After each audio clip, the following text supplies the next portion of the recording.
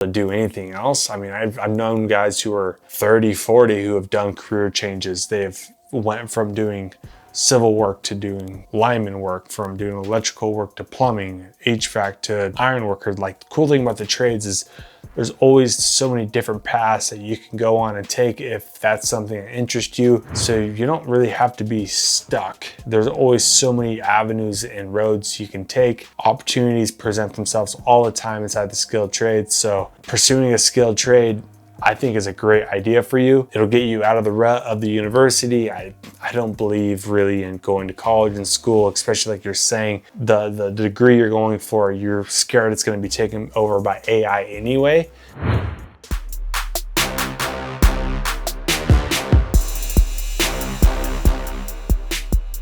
Hello, welcome to episode 1 of CTQ. CTQ stands for Cruise the Questions. I get a lot of questions in the DMs and Instagram. I get questions in the comment section on YouTube videos. I get questions on TikTok videos. I get questions coming into my email, and I appreciate all the questions. And I actually suggest any of you guys have blue collar related trade questions, whether you want to get started in one, you have questions, or you are in one and you have questions, whatever your questions may be, and if they're blue collar related, I would love for you to send me those questions either in the comments down below or email at austin@bluecollaredu.com.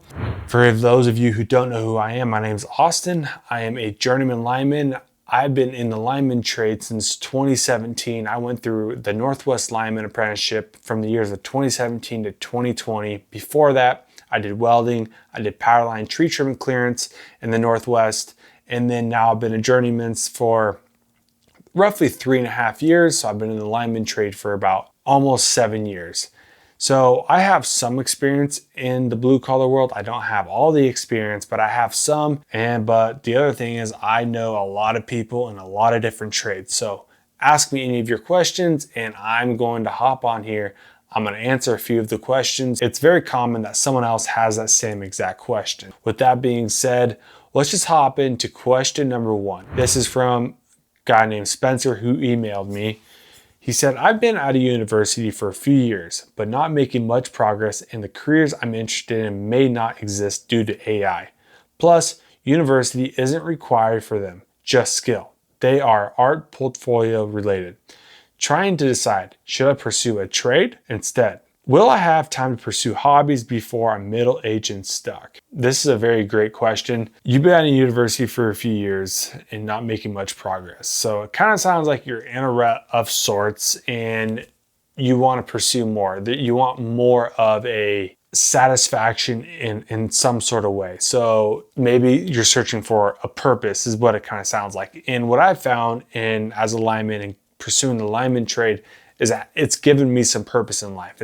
I found something that I enjoy doing. I found something that I can provide value to a community, to a city, something I'm building using my hands every single day. I'm making good money. I have a career. And it kind of sounds like something that you're looking for. So you're asking, should I pursue a trade? If you've been at a university for a few years, I'm just going to assume that you're in your early 20s. I know you didn't ask, is it too late? It's not too late. And should you pursue a trade? If you think that there's a trade out there that you think would be fun to pursue, whether that be in welding, plumbing, electrical, ironworking of sorts, or boiler makers, what do you like doing? What kind of trades? Did you grow up doing any sort of that kind of stuff? Maybe I need a little bit more information, but I would say yes, pursue a trade. You're not too young. And you mentioned in there that, will I have time to pursue hobbies before I'm middle-aged and stuck? And the answer to that is yes, there's always time for hobbies. So if you get into an apprenticeship, that's 3-4 years. An apprenticeship is going to teach you basically the ins and outs of the trade you're interested in. So for the lineman trade, because that's the trade I'm most interested or most familiar with, it's a 7,000 hour apprenticeship. It usually takes guys 3.5 to 4 years to complete. If you're 22, that brings you into 26 to 27 years old, and that's not too late. Like, you're gonna be busy in the apprenticeship, of course, but I'm gonna say you're gonna have time for hobbies. I had time for hobbies. I made the apprenticeship a priority, and that's very important, but I still had time for hobbies, and I wasn't making great money, so I even had money for the hobbies I wanted to do, whether that was dirt biking, road biking, fishing, hunting, those sorts of things, depending on what your hobbies are. And you say you're middle-aged, before you're middle-aged and stuck. I don't not sure what you're referring to that as middle-aged and stuck. I don't know if you're just thinking like you're middle-aged and you're just not going to be able to do anything else. I mean, I've known guys who are 30, 40 who have done career changes. They've went from doing civil work to doing lineman work, from doing electrical work to plumbing, HVAC to iron worker. Like, guys, the cool thing about the trades is there's always so many different paths that you can go on and take if that's something that interests you. So you don't really have to be stuck. There's always so many avenues and roads you can take. Opportunities present themselves all the time inside the skilled trade. So pursuing a skilled trade, I think, is a great idea for you. It'll get you out of the rut of the university. I don't believe really in going to college and school, especially like you're saying. The degree you're going for, you're scared it's going to be taken over by AI anyway. Your best bet is probably to find a trade that you would be interested in.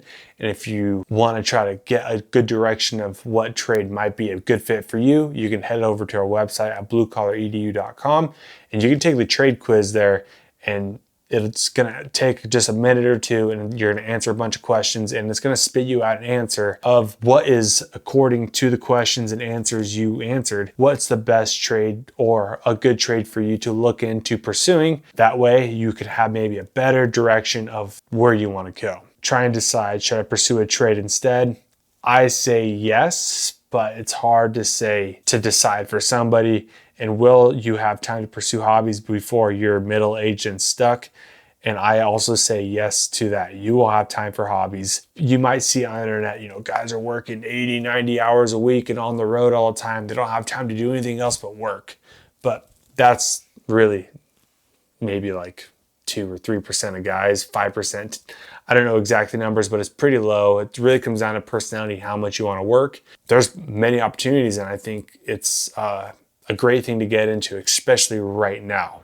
All right, let's go to question number 2. This one is from a fella named Jake. Jake asks, hey man, I'm just curious if you need your CDL to be a groundman, or can you enter as a groundman and work on getting it then? I'm going to assume he's talking about the lineman trade, because a lot of questions I get are pertaining to the lineman trade, because that's kind of what I know. Yes, I will say you do need your CDL. And the reason why, okay, you don't need your CDL to become a groundman. I shouldn't say you need to have it. But if you're going to sign the books, the out-of-work books as a groundman, the requirements are usually a Class A CDL. Even if you could sign the books as a groundman, but if you don't have your CDL, the chances of you getting a call as a groundman are very, very, very slim. Now, have I seen calls for groundmen without a CDL? Yes, sure. Very few of them, but they are out there. But I would say get your CDL, Class C CDL, no auto restrictions at all, is going to be the first thing that you want to get or you need to get, especially if you actually want to pursue the lineman trade. CDL is going to be the most important certification that you're going to have to get. You're going to need to have it, especially if you become an apprentice, because you're driving trucks all the time. Getting is going to be the number one priority, and do whatever it takes to get it. I've known guys who have gotten hired on at a trucking company, and the trucking company paid for them to get their CDL, and then they just had to work at the trucking company for a few months, but now they have their Class C CDL, and they didn't have to pay for it themselves, and they made money while getting it, essentially. So there's many opportunities, or you can pay out of pocket to your CDL. But yes, you don't need it, but I will say it's definitely going to give you a way better chance of getting a groundman job. But there's also this case. Can you enter as a groundman and work on getting it then? That, yes, is also yes, you can. Now, if you apply at a utility or a co-op or your electrical provider, whoever your provider is in the city you live in or town, they will have pre-apprentice or groundman positions open there where you can apply. And you don't necessarily have to have your CDL. They'll have in there what the requirements are looking for. Maybe they're just looking for a high school diploma or GED, and they'll list the requirements of what you need to have to apply for that job. So if you meet the requirements, sometimes requirements, a lot of times actually, isn't that you have to have your Class A CDL. So that's more importantly what you should look for is if you are going to apply for a job, let's say with your local utility, if the requirement says don't need a CDL, then I would say apply. And a lot of those places will give you like 90 days or 120 days to get your CDL upon hiring. So you don't need it right off the bat. You can get hired without your CDL, but they will give you a time frame where they will probably help you get your CDL, or maybe they even provide, you with CDL training and driving and all that kind of stuff. I don't exactly know from personal experience what that looks like, but I know that there are places out there that you can apply without a CDL. You can still apply, but your chances after getting an interview and going through the whole entire application process, your chances of getting an apprenticeship or the position you applied for is definitely a lot lower just because you don't have your CDL. And well, we want a groundman, we want apprentice that have a CDL because they're required to drive big bucket trucks and digger derrick trucks or semis or cranes. So getting your CDL Class A, no auto restrictions, is going to be the first #1 priority for you if you want to get into lineman trade.